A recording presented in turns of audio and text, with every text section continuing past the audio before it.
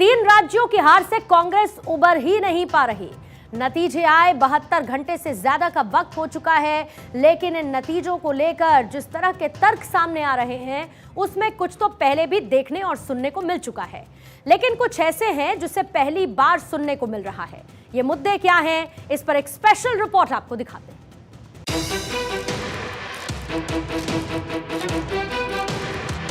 तीन राज्यों की हार, बहानों की बौछार। जो नतीजे आए हैं वो चौंकाने वाला। समीक्षा करने से वो पता चलेगा, जो जनादेश दिया है उसका हम सम्मान करें। कोई उत्तर दक्षिण करने में व्यस्त, कोई ईवीएम पर मढ़ रहा है दोष। उनसे पूछा था इलेक्शन कमीशन के लोगों से, क्या इसमें चोरी हो सकती है? उन्होंने कहा हो सकती। हमने बटन दबा दिया, पता ही नहीं पड़ा वोट कहाँ गया। कुछ विधायक मिले सुबह, कहते मेरे अपने गांव में मुझे 50 वोट मिले। ये कैसे हो सकता है? कहते मेरे अपने गांव में और घर से मैंने देखा। वजह नहीं जानेंगे तो 24 की लड़ाई कैसे लड़ेंगे?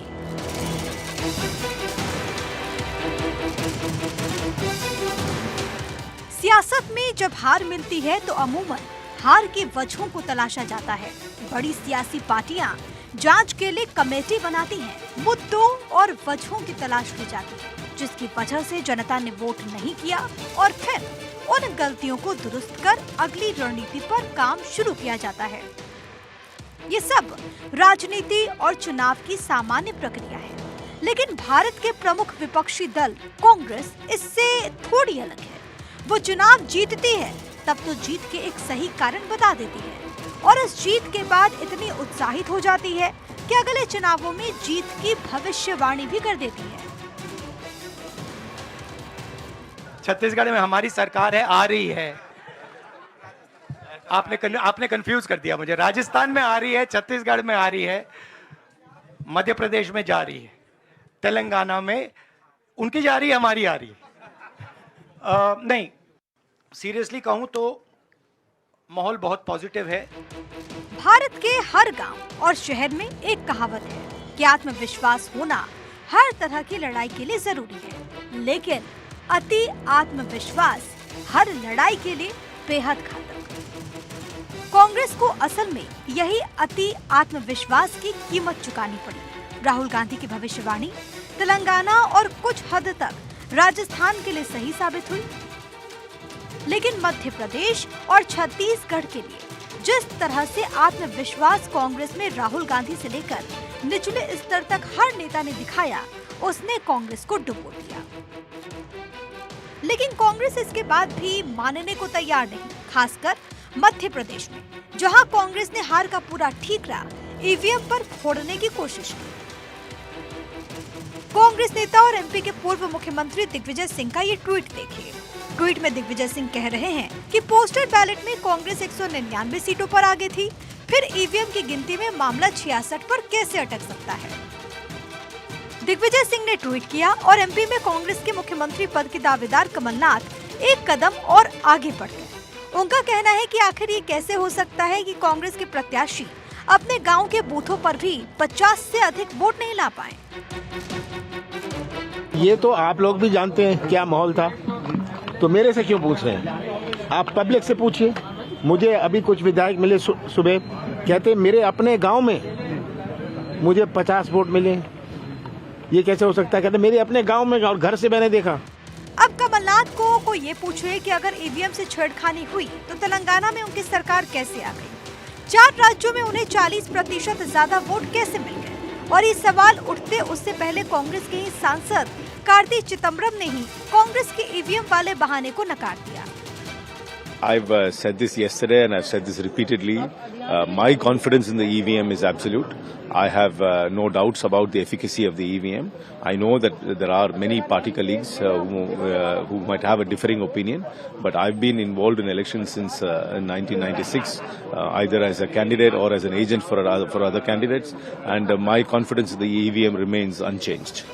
हालांकि कांग्रेस के मध्य प्रदेश के नेताओं को कार्तिक की बात कितनी समझ आई होगी वो तो वही जाने, लेकिन मध्य प्रदेश में हार की जिम्मेदारी लेकर आगे की रणनीति बनाने के बजाय ईवीएम पर दोष मढ़ने से कांग्रेस को आगे भी मुश्किलों का सामना करना पड़ सकता है, क्योंकि मध्य प्रदेश में 20 साल एंटी इनकम्बेंसी को नहीं भुनाने की वजहों को अगर कांग्रेस अच्छे से समझने की कोशिश करेगी तो कांग्रेस पाएगी कि संगठन की सक्रियता, बड़े चेहरों का आक्रामक प्रचार और ग्राउंड पर पार्टी की मौजूदगी को लेकर कांग्रेस पर कई सवाल हैं। कांग्रेस मध्य प्रदेश में सिर्फ एंटी इनकम्बेंसी के दम पर सत्ता चाहती थी और इस चक्कर में ग्राउंड पर जिस तैयारी से बीजेपी लड़ रही थी, कांग्रेस के अंदर उस तैयारी का अभाव साफ तौर पर दिख रहा था। सुप्रीम कोर्ट इस पे संज्ञान ले, उसको चूम रहे थे, हमने इनकी फोटो देखी। ईवीएम मशीन को ये लोग कोरा गोद में लेके चलते थे, अब जैसे हारने लगते हैं तो ईवीएम को ठीक रहा। ये बहुत ही इमेच्योर राजनीति कर रहे हैं, इसीलिए इनकी ये दुर्दशा है। इमेच्योर राजनीति इसको कहते हैं। ईवीएम के साथ ही कांग्रेस और इसके कुछ सहयोगी हार का ठीकरा नॉर्थ बनाम साउथ जैसे उस मुद्दे पर भी फोड़ना चाहती हैं, जो असल में कहीं था ही नहीं। तेलंगाना की जीत और छत्तीसगढ़, मध्य प्रदेश, राजस्थान की हार को साउथ और नॉर्थ के वोटर्स की चॉइस पर सवाल उठाने की वजह बना ली गई। कांग्रेस सहित उसके समर्थक दल ने नॉर्थ इंडिया को गौमूत्र बेल्ट कहकर जनता के समझ पर ही सवाल उठा दिया। आपको डीएम के सांसद के सांथल कुमार की लोकसभा में दिए गए इस बयान को भी सुनना चाहिए। The power of this BJP is only winning elections and mainly in the heartland states of Hindi and what we generally call as the Gomutra states. You cannot come to South India. You see all the results of what happens in Tamil Nadu, Kerala, Andhra, Telangana and Karnataka. We are very strong over there. So we will not be surprised if you have an option of converting all these states also into union territory so that you can come into indirect power of coming and having. हालांकि इस मुद्दे पर जैसे ही BJP ने हंगामा किया, कांग्रेस को समझ आ गया कि बयान लोकसभा के लिए बेहद घातक साबित हो सकता है और इसलिए कांग्रेस नेता भी अपने सहयोगी के इस बयान पर आपत्ति जताने सामने आ गए। गौ माता को हम सब अपने श्रद्धा करते हैं, इस बात से हमारे कोई लेना देना नहीं है। ये सारे के सारे लोग जो सनातन धर्मावलंबियों को, जो गौ, गंगा, गीता, गायत्री का अपमान करता है, ये देश कभी भी नहीं सहेगा अपमान। धीरे धीरे ऐसे ही बयानबाजी करने वाले लोग और उनके साथी जो है कांग्रेस, जो उनको साथ देकर यहाँ पहुँचाई है, उसी बयानबाजी की देन है कि उनकी नैया डूब रही है। देखेगा, ये एक एजेंडा है, जो इंडी अलायंस है, जो कांग्रेस ने शुरू किया था। कांग्रेस से शुरू करते हुए उनके सभी अलायंसों में कंपटीशन लगा, किस प्रकार से सनातन को गाली दे सकते हैं, किस प्रकार हिंदू धर्म को गाली दे सकते हैं, किस प्रकार से देश की आत्मा, सांस्कृतिक संस्कारों का हनन कर सकते हैं, उस पर कुटारघात करते हैं। लेकिन हमने ये कहा है कि चाहे गोमूत्र हो, चाहे घंटा बजाने वाले हो, ये हमारा हिंदुत्व नहीं है। हम उनसे पूछना चाहते हैं, कांग्रेस के बड़े नेताओं से, कि आप देश तोड़ना चाहते हो क्या? भारत सनातन की पहचान है, मजाक करना बंद करो, सनातन को खत्म करना बंद करो। राहुल गांधी, उत्तर भारतीयों पर टिप्पणी करना ये दिखाता है कांग्रेस के लोग एक बार नहीं अनेक बार, इसकी शुरुआत राहुल गांधी जी ने की। डीएमके के नेताओं की अगर यही हरकतें रहीं और सनातन धर्म के खिलाफ इसी तरह की बकवास वो करते रहे, तो गौमूत्र वाले राज्यों में नहीं, सांड वाले राज्यों में भी बीजेपी का परचम लहरा जाएगा। दरअसल इन बयानों के पीछे की कहानी भी इस साल की शुरुआत से शुरू हुई, जब कांग्रेस कर्नाटक विधानसभा चुनाव में जबरदस्त प्रदर्शन करते हुए चुनाव जीत गई और दक्षिण में बीजेपी जिस एक राज्य में सरकार में थी उसे भी छीन लिया। तेलंगाना विधानसभा चुनाव में कांग्रेस की जीत के साथ ही दक्षिण का ये दूसरा राज्य है जहां कांग्रेस ने बहुमत की सरकार बना ली और यही कारण है कि कांग्रेस को दक्षिण में मजबूत माना जा रहा है। यही मजबूती इस सवाल को जन्म दे रही है कि एक तरफ उत्तर में हिमाचल प्रदेश को छोड़कर कांग्रेस की कहीं सरकार नहीं बची, तो दूसरी तरफ दक्षिण में एक के बाद एक दो बड़े राज्य में कांग्रेस ने कब्जा जमा लिया और इसलिए उत्तर भारत के वोटर्स पर कई राजनीतिक लोग अल्ट्रा धार्मिक और काउ बेल्ट की सोच रखने का आरोप लगा रहे हैं।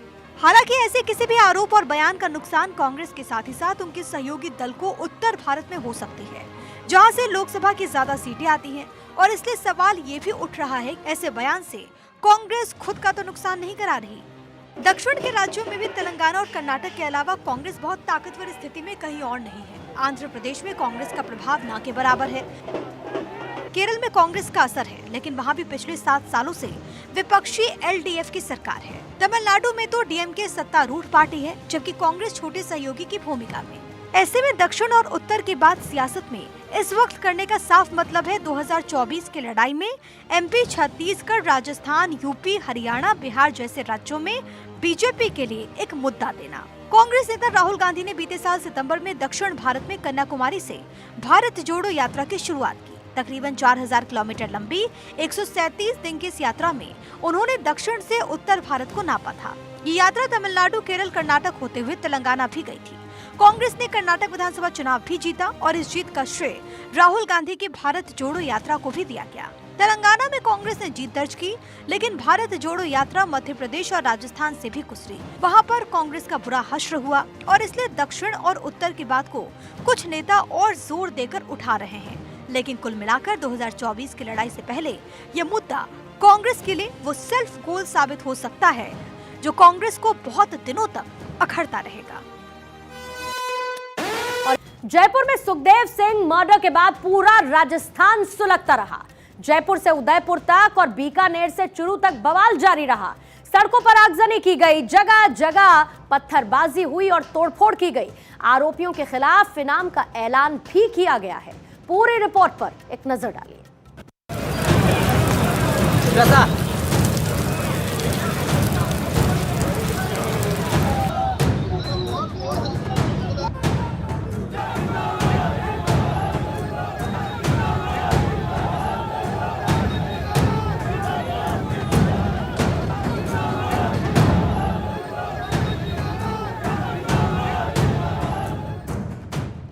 सड़कों पर आगजनी प्रशासन से ठनी।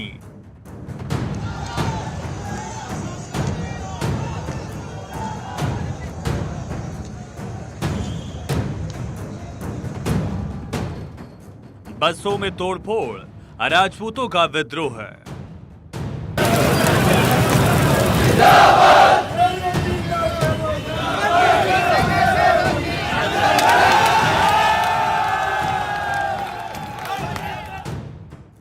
जयपुर में मर्डर से तनाव, होगा हत्यारों का हिसाब।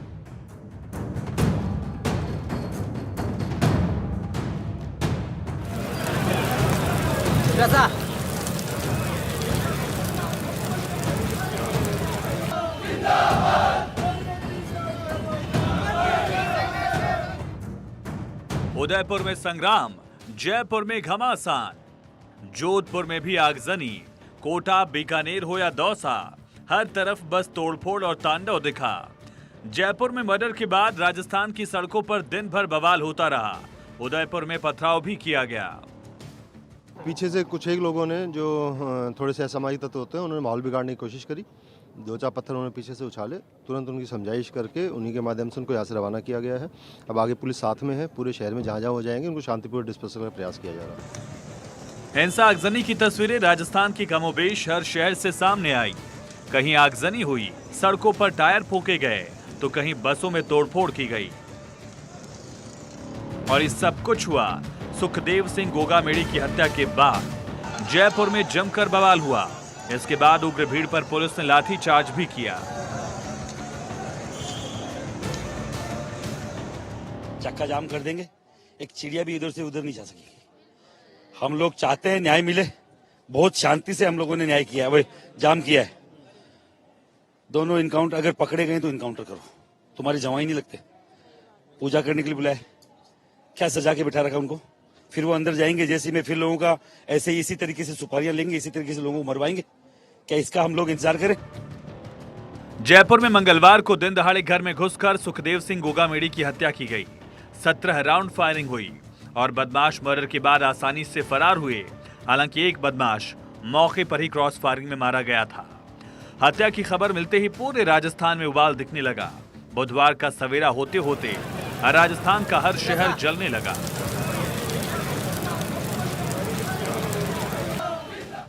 सुखदेव सिंह राजस्थान के हनुमानगढ़ जिले के गोगामेड़ी के रहने वाले थे। वो श्री राजपूत करनी सेना के अध्यक्ष थे। 2013 से वो श्री राजपूत करनी सेना के साथ जुड़े थे। पद्मावत फिल्म के विरोध के बाद संजय लीला भंसाली को थप्पड़ मारने के बाद चर्चा में आए। गोगामेड़ी के मर्डर के सीसीटीवी में 2 बदमाश गोलियां चलाते नजर आ रहे हैं। कमरे में बदमाशों के अलावा 3 लोग थे और बदमाशों ने तीनों को ही गोलियां मारी। इसके बाद भागते हुए बदमाशों ने सड़क पर एक स्कूटी सवार को गोली मारकर घायल किया। बदमाशों ने कमरे के अंदर सिर्फ 20 सेकंड में 6 गोलियां चलाई, जबकि इस वारदात में 17 राउंड फायरिंग की गई। आरोपी काले रंग की SUV में सवार होकर आए थे, जो गोगामेड़ी के घर के बाहर से बरामद की गई। FIR दर्ज करवाने का मतलब ही ये था, सरकार पे इतना भयंकर दबाव कर रखा था।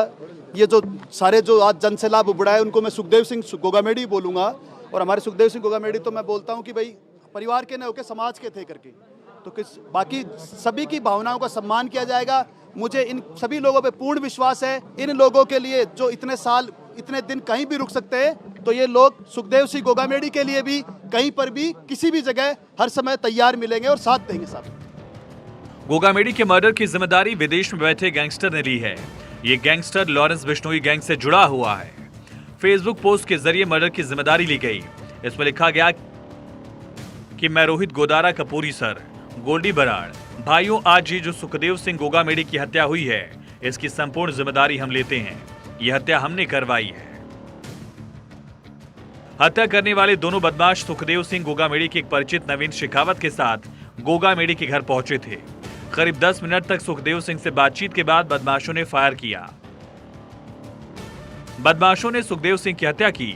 सुखदेव सिंह के गार्ड को भी गोली लगी और जिस शख्स नवीन शेखावत के साथ बदमाश आए थे उसकी भी गोली मारकर हत्या कर दी गई और सड़क पर एक स्कूटी सवार शख्स को भी गोली मारकर घायल किया। हत्या के बाद फरार हुए बदमाशों की भी पहचान कर ली गई है। एक आरोपी तो सेना का जवान है जो छुट्टी पर आया हुआ है। ये जवान हरियाणा के महेंद्रगढ़ जिले का रहने वाला बताया जा रहा है। बदमाशों में एक नितिन फौजी है, जबकि दूसरे का नाम रोहित राठौड़। दोनों बदमाशों पर पुलिस ने 5-5 लाख का इनाम घोषित किया। मामले की जांच के लिए SIT बनाई गई है। सुखदेव सिंह गोगामेड़ी की हत्या का इनपुट राजस्थान पुलिस को 7 महीने पहले ही भेजा गया था। पंजाब पुलिस की तरफ से इनपुट भेजा गया था। ये भी कहा गया था कि भटिंडा जेल में बंद संपत नेहरा हत्या की साजिश रच रहा है। संपत नेहरा पंजाब का बड़ा गैंगस्टर है जो लॉरेंस बिश्नोई गैंग के अंडर काम करता था। सुखदेव सिंह की सुरक्षा में 6 निजी सिक्योरिटी गार्ड भी तैनात थे, लेकिन आचार संहिता के चलते हथियार जमा होने के बाद गोगामेड़ी ने 5 गार्ड को छुट्टी पर भेज दिया था। मर्डर के बाद ADG क्राइम दिनेश MN को छुट्टी रद्द कर वापस बुलाया गया। उन्हीं की देखरेख में मामले की जांच की जा रही है। ये जो बड़ी गंभीर घटना हुई है उसको अभी मौका देखने आया हूँ मैं। अभी DG साहब के निर्देशन में एक SIT गठित कर रहे हैं।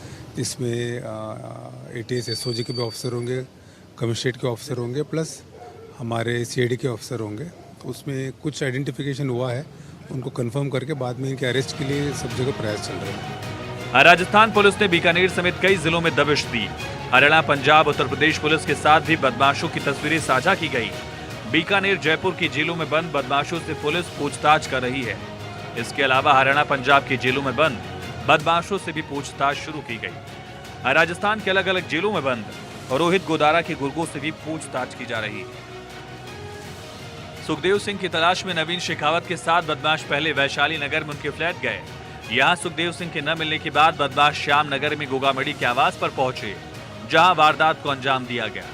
गोगामेड़ी के परिचित नवीन शेखावत से बातचीत के लिए बदमाश ने इंटरनेट कॉलिंग का इस्तेमाल किया था ताकि पुलिस को कोई भनक न लगे।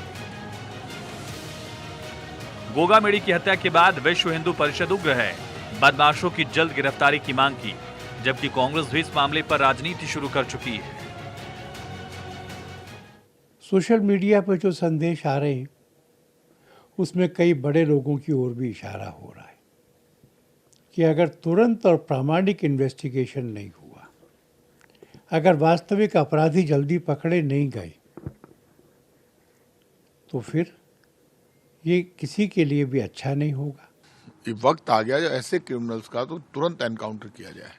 कौन है ये क्रिमिनल्स, कहाँ से आए हैं, कैसे अटैक कर दिया, ये बहुत बड़ी घटना है। और ऐसे में यदि ये बात आ रही है कि उन्होंने सुरक्षा मांगी थी, तो ऐसे पुलिस अधिकारी जिनसे उन्होंने सुरक्षा मांगी थी उनके खिलाफ सरकार को कार्रवाई करनी चाहिए, तुरंत प्रभाव से एक्शन होना चाहिए। गोगामेड़ी की हत्या के बाद राजस्थान में हालात तनावपूर्ण हैं। जयपुर, जोधपुर, कोटा के अलावा बीकानेर, जैसलमेर में बाजार बंद रखे गए। उदयपुर, चूरू में भी बाजार बंद रहे। जयपुर अजमेर हाईवे करीब 3 घंटे तक जाम रहा। जोधपुर रेलवे स्टेशन पर पहुंचकर भी लोगों ने प्रदर्शन किया। सुखदेव सिंह की हत्या के बाद केंद्रीय मंत्री कैलाश चौधरी ने बदमाशों को किसी भी सूरत में न बख्शने की बात कही। गुंडों के लिए राजस्थान में कोई स्थान नहीं है और आने वाले वक्त के अंदर ऐसे जो भी होगा इसका निश्चित रूप से प्रशासन से हम लगातार संपर्क में, और ऐसे जो दिन दहाड़े घटना करने वालों को सजा होनी चाहिए और कार्रवाई चाहिए। दिन दहाड़े घर में घुसकर हुई हत्या के बाद राजस्थान में कानून व्यवस्था पर सवाल उठ रहे हैं। नई सरकार के गठन से पहले एक बड़े नेता की हत्या नई सरकार पर शपथ लेने से पहले ही दबाव बनाने के लिए काफी है। नया सीएम जो भी बनेगा उसके लिए प्रदेश की कानून व्यवस्था जरूर अहम रहने वाली है। Bureau report, Bharat 24। 5 अगस्त 2019 को अमित शाह के संसद में ऐलान के बाद आज एक बार फिर जम्मू कश्मीर पर अमित शाह ने हुंकार भरी, विपक्ष को चारों खाने चित्त कर दिया। एक बार फिर पीओके पर गृहमंत्री अमित शाह ने अपने इरादे साफ कर दिए। जम्मू कश्मीर के विकास और विपक्ष पर शाह की खरी खरी बातें आज आपको जरूर सुननी चाहिए। कैसे अमित शाह ने संसद में दहाड़ा, उस पर देखिए यह खास रिपोर्ट।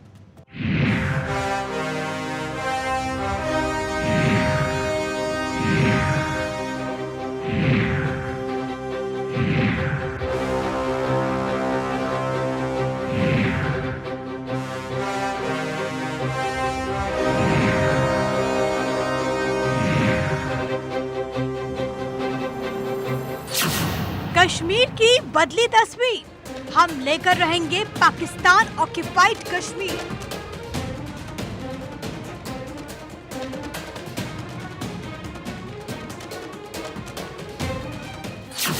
नेहरू की मिस्टेक, कश्मीर में विकास की ब्रेक।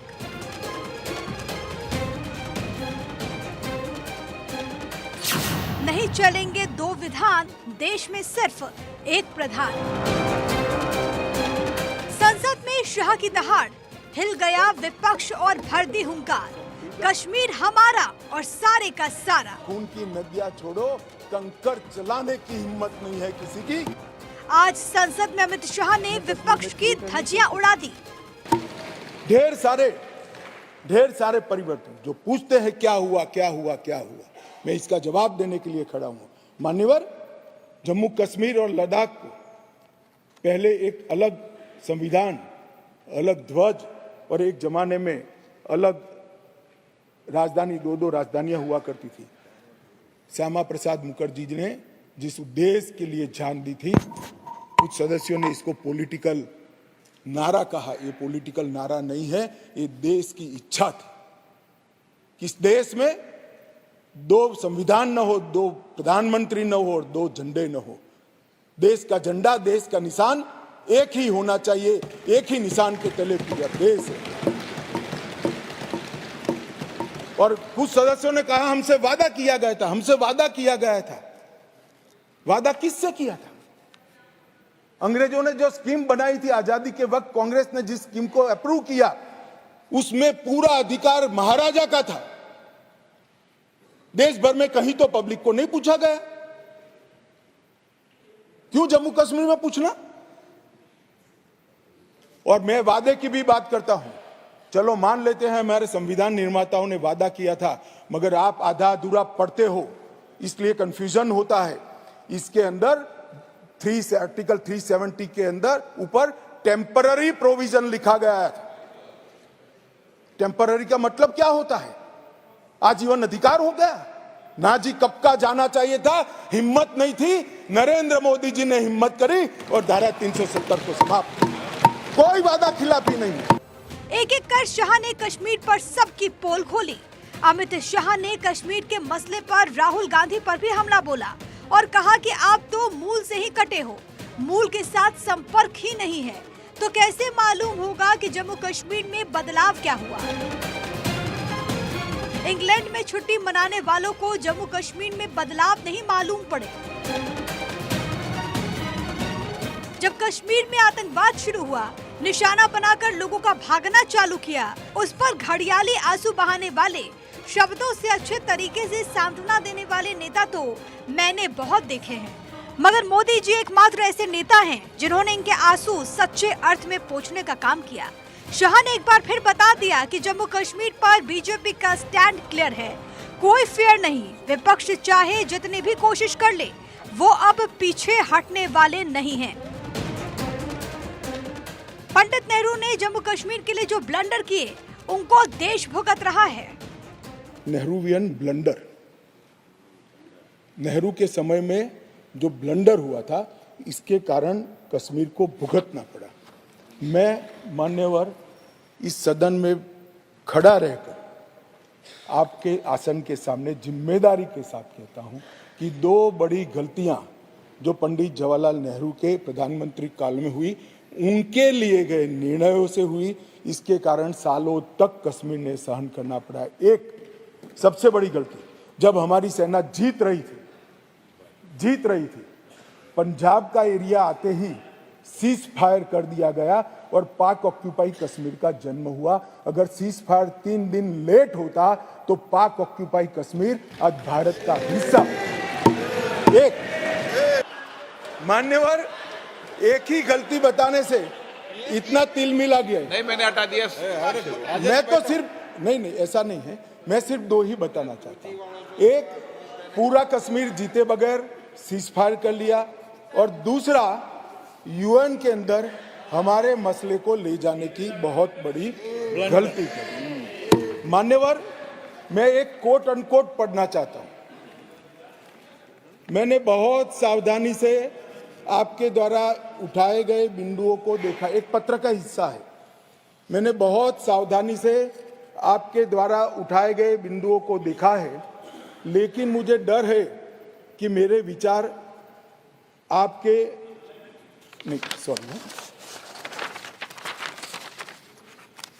यूनाइटेड नेशन के अनुभव के बाद, मान्यवर, यूनाइटेड नेशन के अनुभव के बाद मैं इस निष्कर्ष पर पहुंचा हूं कि वहां से कुछ संतोषजनक नतीजे की उम्मीद नहीं की जा सकती।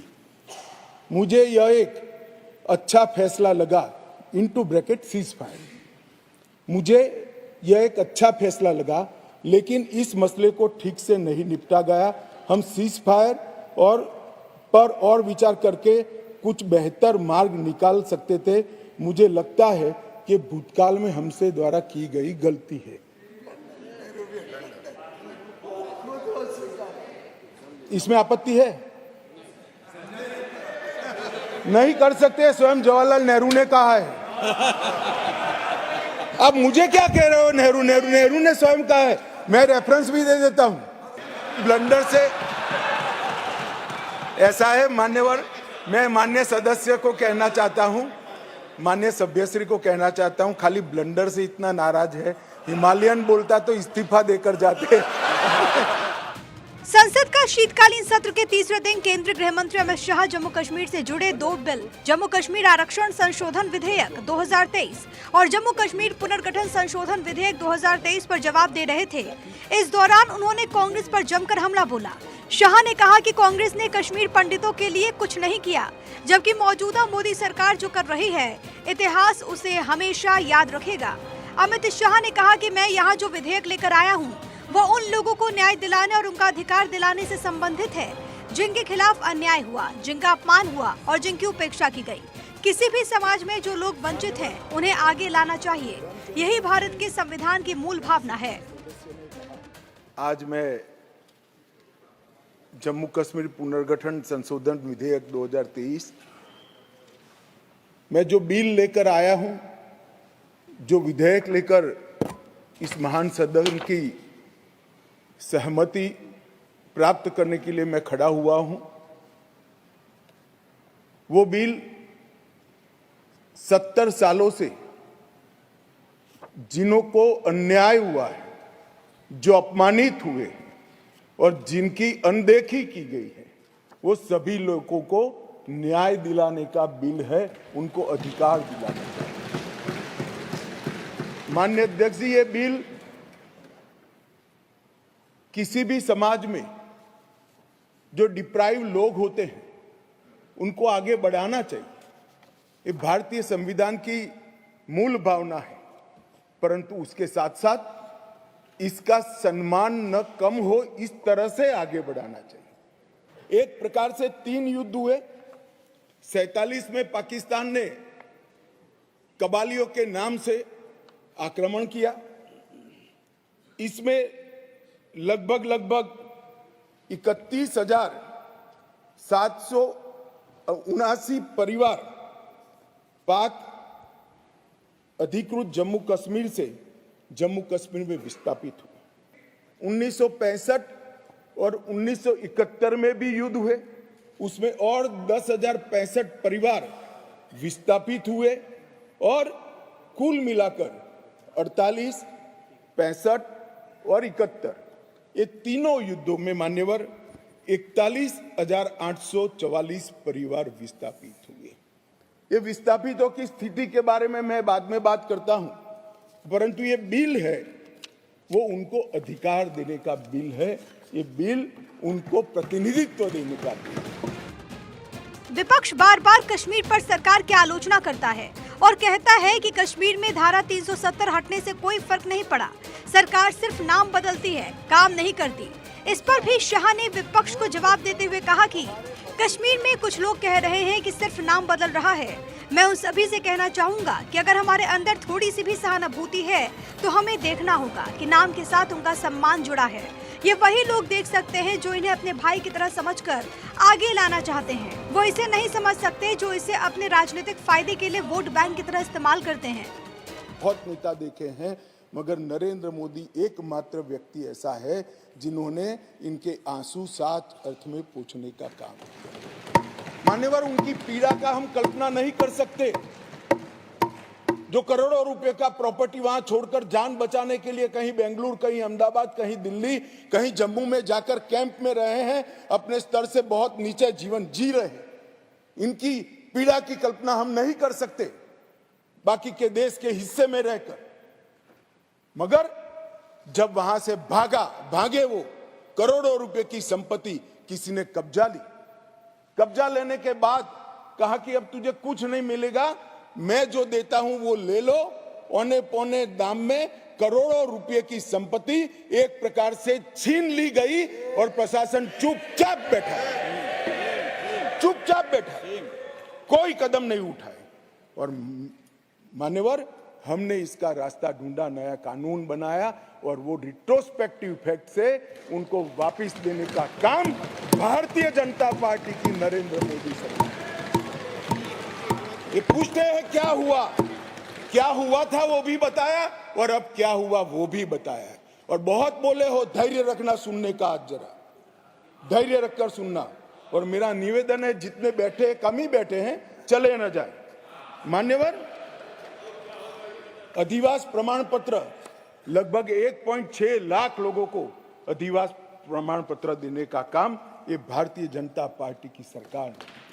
नरेंद्र मोदी जी के प्रधानमंत्री बनने के बाद प्रति व्यक्ति 3250 रुपया और अधिकतम सीमा परिवार में 13,000 रुपया कैश डॉल दिया जाता है इन लोगों को। प्रति व्यक्ति 9 किलो चावल, 2 किलो आटा और 1 किलो मासिक चीनी देने का काम हमारी सरकार करती है माननीय। और पाक ऑक्युपाई कश्मीर से जो लोग आए थे उनको एक मुश्त 5.5 लाख रुपया एक साथ देने का काम ये नरेंद्र मोदी। जो लोग कहते थे कि क्या हुआ, आप तो मूल से ही कटे हो साहब, मूल के साथ संपर्क ही नहीं, कैसे मालूम पड़ेगा बदलाव क्या हुआ। इंग्लैंड में वैकेशन कर जम्मू कश्मीर के बदलाव का अनुभव नहीं कर सकते हो। मान्यवर, अमित शाह बिल पर चर्चा का जवाब दे रहे थे, तब बीच में नेशनल कॉन्फ्रेंस के सांसद हसनैन मसूदी ने उन्हें टोका। उन्होंने सुप्रीम कोर्ट में इस बाबत एक याचिका का हवाला दिया। इस पर गृह मंत्री ने कानूनी पहलुओं का जिक्र करते हुए हसनैन मसूदी से कहा कि आप तो जज रहे हैं, ऊपर वाले से तो डरिए, फारूक साहब से इतना नहीं डरिए। फिर क्या था, फारूक अब्दुल्ला तिलमिला गए। इस बात से नेशनल कॉन्फ्रेंस के अध्यक्ष फारूक अब्दुल्ला खफा हो गए और बीच में ही उठकर बोले कि मैं किसी को डराता नहीं हूँ, मेरा काम किसी को डराना नहीं, आप लोगों का काम है डराना। आपने जो कहा उसका जवाब मैं आपके बोलने के बाद दूंगा। फिर क्या था, अमित शाह ने फिर चुटकी ले ली और कहा कि फारूक साहब जवाब नहीं दे सकते हैं, नियम इसकी इजाजत नहीं देते। लेकिन एक बार फिर कश्मीर मसले पर अमित शाह ने विपक्ष की हालत खराब कर दी। गृह मंत्री अमित शाह ने राज्य में परिसीमन के बाद विधानसभा सीटों का भी ऐलान किया। शाह ने कहा कि बिल 70 सालों से जिन पर अन्याय हुआ, अपमानित हुए और जिनकी अनदेखी की गई, उनको न्याय दिलाने का बिल है। जम्मू कश्मीर विधानसभा में पहले 107 सीटें हुआ करती थी, जो परिसीमन में बढ़कर 114 हो गई। शाह ने कहा कि हमारी सरकार ने 70 साल से दर-दर की ठोकरें खाने वाले अपने ही भाई बहनों को न्याय दिलाने के लिए 2 सीटों का रिजर्वेशन दिया है, ताकि उनको भी न्याय मिल सके। आपको बता दें कि कश्मीर में 2 सीटें कश्मीर विस्थापितों के लिए आरक्षित होंगी। 1 सीट पीओके के विस्थापित व्यक्तियों के लिए दी जाएगी। इसमें से एक महिला होना जरूरी है।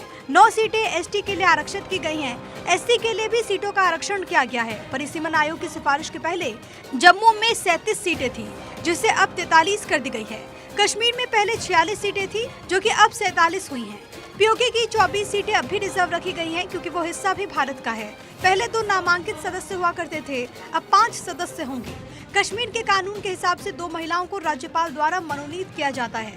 धारा 15 के अनुसार किया जाता है। अब इसमें कश्मीरी प्रवासियों में 2, जिसमें 1 महिला, और पीओके से 1 नामांकन किया जाएगा। कश्मीर में बीजेपी के इस कदम से 2024 की तैयारियों की झलक भी दिखती है।